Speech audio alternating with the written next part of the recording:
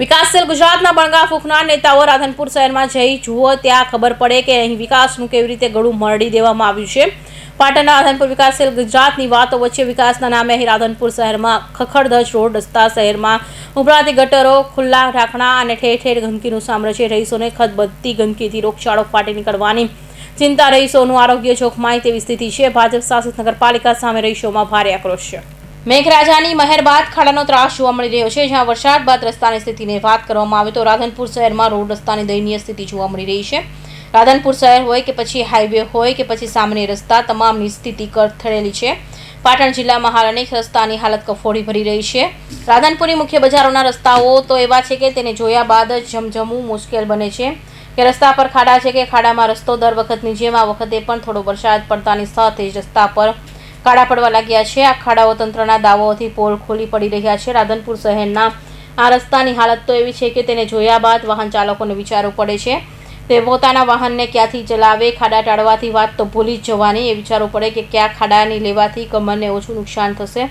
ઘરની બહાર નીકળતી વખતે વિચારવું પડ્યું કે કયા રસ્તા પર જશું તો ઓછું નુકસાન થશે। રાધનપુર શહેરના રસ્તાઓથી લોકો ત્રાહીમામ પોકારી ઉઠ્યા છે।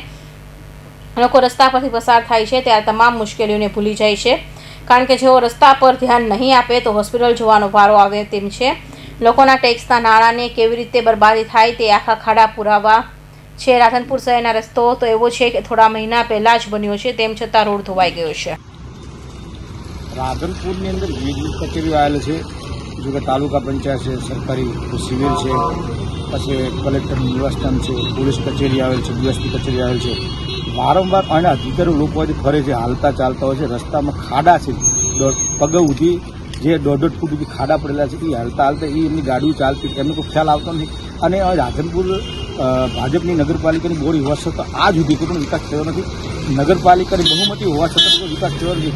વારંવાર લોકોને રજૂઆત કરવા છતાં પણ હજી કોઈ પરિસ્થિતિ ગંભીર છે, કોઈ એનો આજ નિકાલ કોઈ આવ્યો નથી। તો આ તંત્રને જાગવું પડે અને આ તંત્રને કોંક જાગીને આ રાધનપુરની નગરી, જે રાધનપુર જે નગરી છે એને નગરમાંથી નગરી બનાવવા માટે આ લોકો નહીં જાગે તો વાતૂત કરે છે, જીતા બોસ થઈ જવાનું, રાજા થઈને બેસી જવાનું, ત્યાં બેઠા બેઠા મજા કરે, કોઈને રસ નથી। એટલે વારંવાર અમે રજૂઆત કરવા છતાં આ લોકો અવરોધ, અમે મીડિયાના માધ્યમથી એવું કહીએ છીએ કે જાગો, તમને લોકો ખોબલે વોટ આલે, તમને જીતાડ્યા છે, એના માટે કોંક કરી અને આ પબ્લિકની સેવા કરો। હવે મશાલ રોડ પર અત્યારે એવી પરિસ્થિતિ છે કે અત્યારે ગાડી રાધનપુર શહેરના બીજા દ્રશ્યો જોઈ લ્યો। આ દ્રશ્યો છે રાધનપુર વડપાસર તળાવ નીચેની બાજુમાં ધાર્મિક સ્થળો આવેલા છે, તેની બાજુમાં ગંદકી અને કચરાના ઢગ જોવા મળી રહ્યા છે। આટલું જ નહીં, હજુ પણ આપ જોઈ લ્યો, ખુલ્લી ઉભરાતી ગટરોથી ગંદકી ખદબદી રહી છે। રાધનપુર નગરપાલિકા તંત્ર પણ સફાઈની કામગીરીમાં નિષ્ફળ ગયું હોય એમ લાગી રહ્યું છે। સરકારના સ્વચ્છતા અભિયાનને લીરે લીરા ઉડાવવા જોવા મળી રહ્યા છે। રાધનપુરમાં ભાજપ શાસિત નગરપાલિકા સામે રહીશો સામે રોષ ભભૂકી ઉઠ્યો છે। રાધનપુર શહેરમાં ગંદકીના સામ્રાજ્ય અને ઉભરાતા ગટરોને લીધે સ્થાનિક રહીશોમાં પાલિકા તંત્ર સામે રોષ ભરાયા છે। રહીશોના ખદપદતી ગંદકીની રોગચાળાની ચિંતા ઉદ્ભવી છે, તેમનું આરોગ્ય જોખમાય તેવી સ્થિતિ સર્જાઈ નહીં તેના લઈ ચિંતિત છે। આ વિસ્તારમાં પ્રજા જેમણે ખોબલે ને ખોબલે મત આપી શંકરસિંહ વાઘેલા, શંકર ચૌધરી, અલ્પેશજી ઠાકોર, રઘુભાઈ દેસાઈ, લેવંગજી ઠાકોર વાડીખમ નેતાઓ જીતાડી ગાંધીનગર સુધી પહોંચાડ્યા, પરંતુ તેઓની પરિસ્થિતિમાં કોઈ જ બદલાવ નથી આવ્યો। આ નેતાઓ જીતી તો ગયા, પરંતુ પ્રજાને આપેલા વચનો ભૂલી ગયા હોય તેવું લાગે છે।